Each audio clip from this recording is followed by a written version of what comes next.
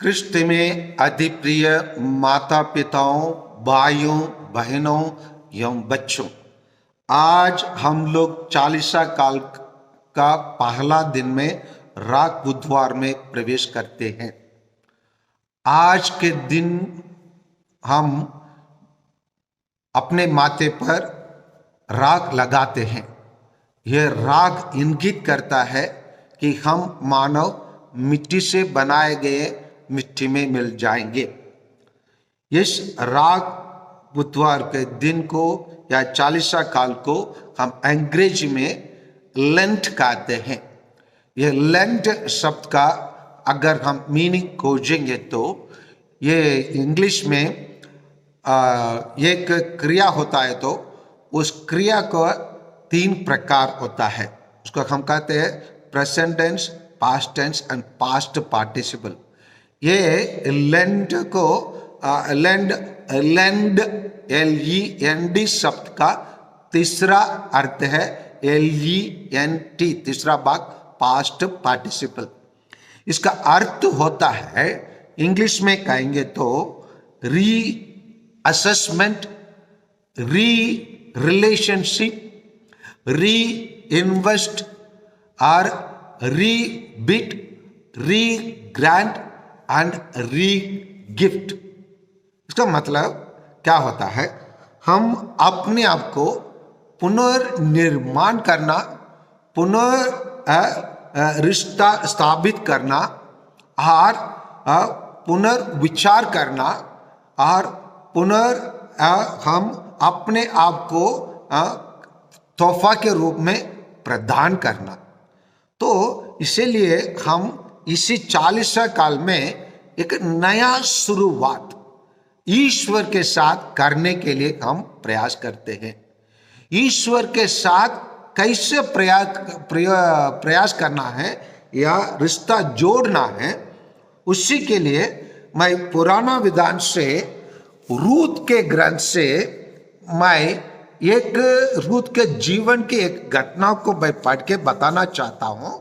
किस प्रकार रूत अपने सास के साथ रहना चाहती है। जब रूत के पति मर चुका है, रूत की सास नवोमी रूत से कहती है, अगर आप चाहे तो आप अपने घर वापस चले जाए कहते हैं। लेकिन वो एक प्रकार बलिदान और एक प्रकार लेंड, एक प्रकार चालीसा का जीवन वो अपने सास के साथ करना चाहती है। उसके मैं पढ़ के बताना चाहता हूं। अध्याय 1 वचन संख्या 16। किंतु रूत ने उत्तर दिया, इसके लिए अनुरोध ना कीजिए कि मैं आपको छोड़ दूं और लौटकर आपसे दूर हो जाऊं। आप जहां जाएंगी वहां मैं भी जाऊंगी और आप जहां रहूंगी वहां मैं भी रहूंगी।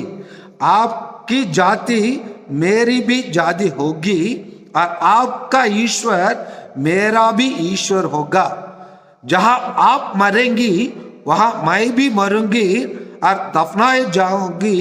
यदि मृत्यु के छोड़कर कोई और बात मुझे आपसे अलग कर दे तो ईश्वर मुझे कठोर से कठोर दंड दिलाए। कितनी अच्छी बात है। यही है हमारा चालीसा। इस चालीसा में हम निर्णय लेते हैं कि ईश्वर के साथ चलने के लिए, साथ चलने की क्या आवश्यकता है। जैसे हम अपने जीवन में हम देखते हैं जो गाड़ियां हमारे पास रहते हैं, अगर हम भी नहीं चाहते, आजकल कंपनी वाले फोन करके बुला लेते हैं, भाई आपका गाड़ी का सर्विस का टाइम हो गया है, तो हम सर्विसिंग के लिए क्यों लेके जाते हैं। तो जो भी टूटा फूटा है, जो भी अलाइनमेंट ठीक नहीं रहता है, जो कुछ नया पार्ट्स लगाना है, उसी को करने के लिए हम गाड़ी को लेके जाते हैं। गाड़ी के लेके जाने के बाद हम सर्विसिंग होने के बाद ड्राइवर हमसे कहता है कि ये गाड़ी धनातन अभी चल रहा है। उसी प्रकार हम ईश्वर से पुनर् रिश्ता बनाने के लिए हम इस चालीसा काल में बुलाए जाते हैं। इसी चालीसा का काल के संबंधित हम सन्मति के सुसमाचार अध्याय 4:2 में देखते हैं, प्रभु यीशु स्वयं 40 दिन उपवास और प्रार्थना करते रहे। इसीलिए हम ये 40 दिन में उपवास और प्रार्थना करते रहेंगे। उपवास और प्रार्थना करते रहेंगे तो हमारे जीवन में क्या लाभ होंगे, हम इसी को वही रूत के ग्रंथ में अध्याय 2 वचन 11 में देखते हैं। बोवास नाम के व्यक्ति रूत के बारे में सुनकर कहता है, उत्तर दिया, लोगों ने मुझे बताया कि तुमने अपने पति के मृत्यु के बाद अपने सास के लिए क्या क्या किया है। तुम अपने माता पिता और अपनी जन्मभूमि को छोड़कर ऐसे लोगों के यहाँ चली आई हो जिन्हें तुम पहले नहीं जानती थी। तुमने जो किया प्रभु तुम्हें उसका बदला दे। प्रभु इस्राएल का ईश्वर जिसकी छत्र छाया में तुम आ गए हो तुम्हें पूरा प्रतिफल दे। यहाँ जब हम चालीसा के काल में इस प्रकार बलिदान जब हम करेंगे, ईश्वर हमारे लिए प्रतिफल जरूर देंगे। और इसीलिए तो आज के सुसमाचार जो मत्ती के सुसमाचार से लिया गया है, अध्याय 6 वचन 17 और 18 में हमें यह कहा जाता है, मैं तुम लोगों से कहता हूं तुम जब तुम उपवास करते हो तो अपने सिर में तेल लगाओ और अपने मुंह धो लो, जिससे लोगों को नहीं केवल तुम्हारे पिता को जो आदर्श है यह पता चले कि तुम उपवास कर रहे हो। तुम्हारा पिता जो आदर्श को भी देखते हैं तुम्हें पुरस्कार देंगे। हाँ, इसी प्रकार पुरस्कार, छिपा हुआ पुरस्कार जो ईश्वर हमारे लिए तैयार रखे हैं, उसी के पाने के लिए हम लोग चालीसा में उपवास, प्रार्थना और भिक्षा देते हैं और अन्य कार्य करते हैं। कुछ लोग मजाक से हमसे कह सकते हैं कि तुम लोग चालीसा में तो सब कुछ त्याग कर देते हो, चालीसा के बाद सब कुछ लगा के खा लेते हो, उसके बाद चालीसा में जो प्रतिज्ञा लिया, जो उपवास किया, उसका कुछ मतलब ही नहीं रहता। नहीं, ऐसे नहीं।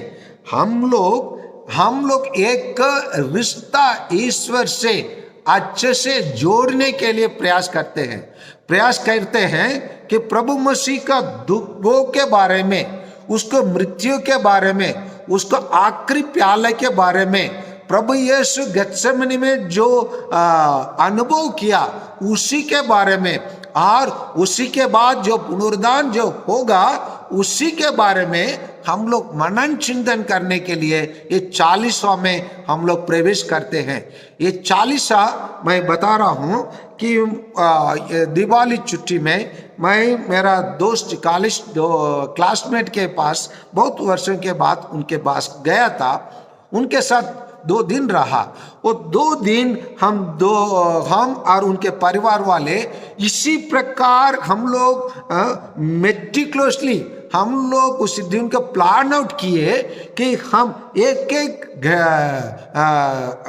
घड़ी को, एक घंटे को, एक पल को हम अच्छे से कैसे एक साथ रहना है और एक साथ हम प्रार्थना करना है, मिसा बलिदान करना है और अन्य कार्यक्रम का कैसे आयोजित करना है, हम लोग किए थे।